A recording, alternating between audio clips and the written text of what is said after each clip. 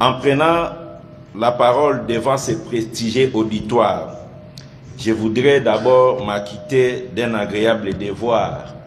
celui de remercier son Excellence, Monsieur le Président de la République, chef de l'État,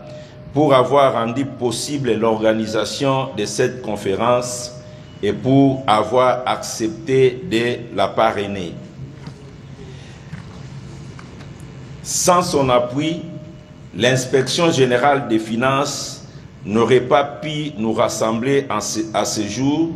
pour célébrer la journée internationale de la lutte contre la corruption sous le thème « Mobiliser la jeunesse africaine dans la lutte contre la corruption pour des lendemains meilleurs ». Excellence, Monsieur le Président de la République, chef de l'État, votre présence à cette conférence, en dépit de vos multiples occupations et sollicitations, démontre à suffisance votre attachement et votre ferme détermination à lutter contre les antivaleurs dans la gestion publique de notre pays en général et contre la corruption en particulier. Pour cela, j'ai pris l'assistance de bien vouloir les manifester par des applaudissements.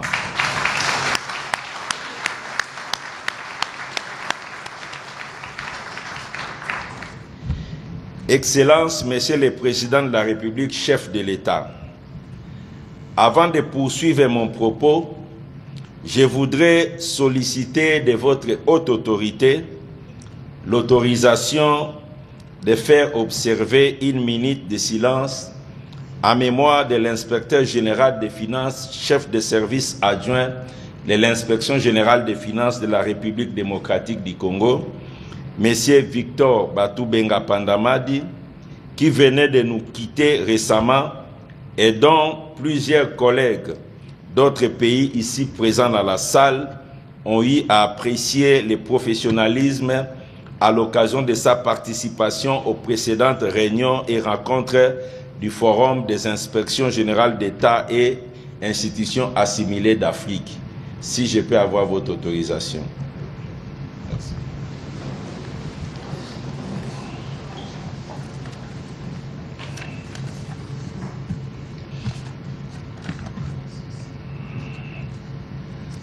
Mesdames et Messieurs les chefs de délégation des institutions supérieures de contrôle des pays d'Afrique ici présents, distingués invités,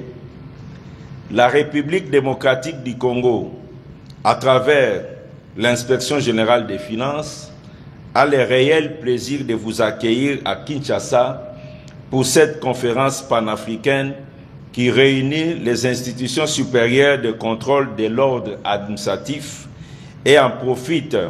pour vous remercier pour les choix portés sur elle au mois d'octobre 2024 à Luanda, en Angola,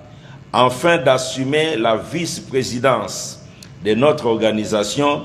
à côté de la République sœur d'Angola qui en assume la présidence jusqu'en 2026. Les choix de la République d'Angola et de la République démocratique du Congo étaient certes dictés par les avancées réalisées par ces deux pays ces 5 dernières années dans la lutte contre la corruption. Mesdames et Messieurs les chefs de délégation distingués invités,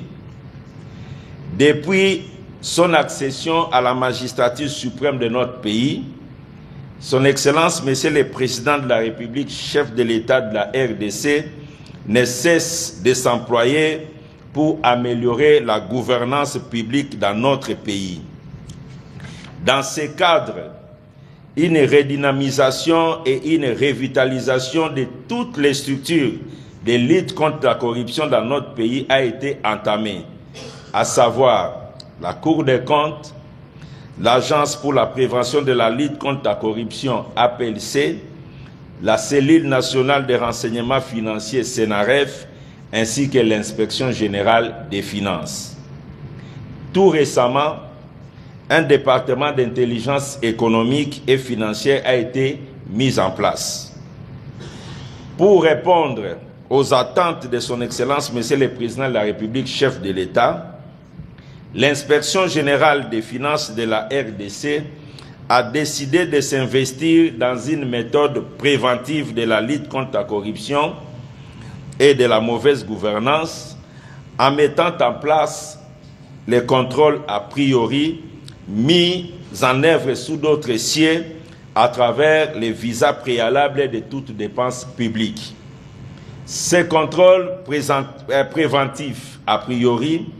appelés la patrouille financière,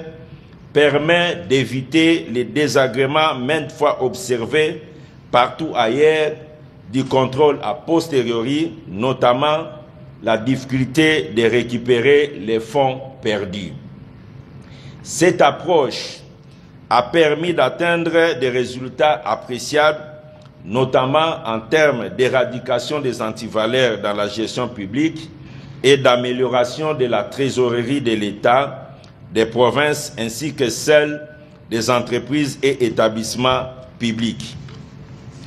Loin d'être simplement une méthode de contrôle préventif, la patrouille financière constitue également un mode d'encadrement et de formation des gestionnaires publics aux méandres des finances publiques. Dans les mêmes ordres d'idées, un travail intensif de sensibilisation des diverses couches sociales de notre pays contre la corruption a été entamé et les résultats sont perceptibles,